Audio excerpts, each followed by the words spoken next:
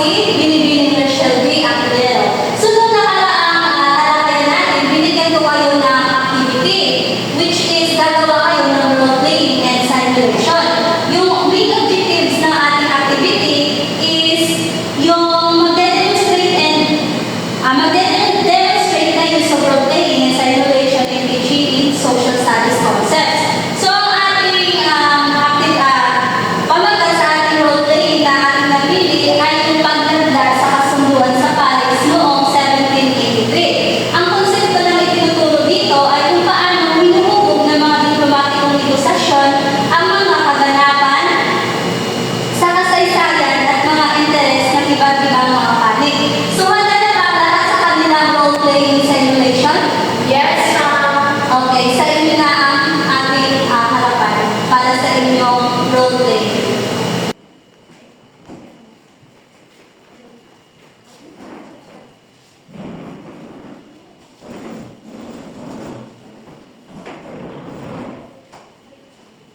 Sa ikatatlo ng Setyembre, 1783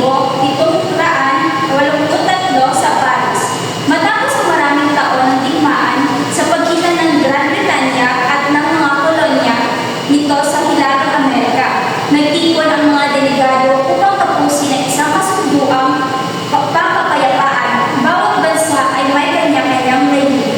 Kailangan ng ating korona ang kalayaan ng kolonya. Ngunit hindi kami ng kalinawan sa hangganan ng teritoryo. Ang Great Lakes ay dapat manatiling bukas para sa kalakalan ng Britanya. At ang mga loyalist na lumikas ay dapat maibalik ang kanilang mga ari-arian. Ang kalayaan ay hindi maaaring kompromiso. Sang-ayon kami sa pantay na akses ng kalakalan. Ngunit, ang ari-arian ng mga loyalist ay hindi dapat pagpapasyahan. Inaangkin din namin ang lahat ng lupain sa sinamang bahagi ng Mississippi.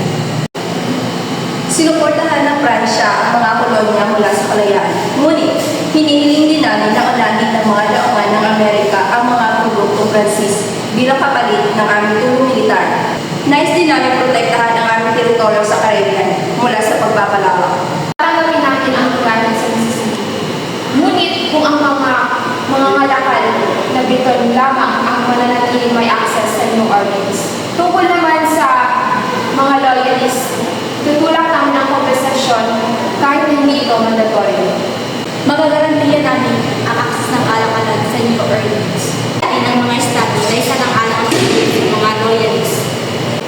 Kung ngayon, pagtitibay ng Pransya ang kasunduan, naway patatagin ng kalayaan ito ang ating ugnayan.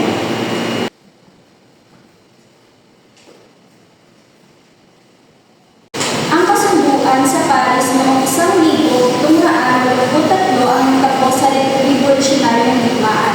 Nagtakda ng mga hangganan ng Estados Unidos at bumuo ng mga tungkulin para sa pandaigdigang kalakalan.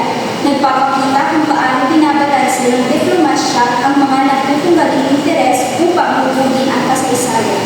Magaling na talaga natapos ninyo ang gawain sa ating asignaturang ito. Pwede na kami bumalik sa inyong upuan.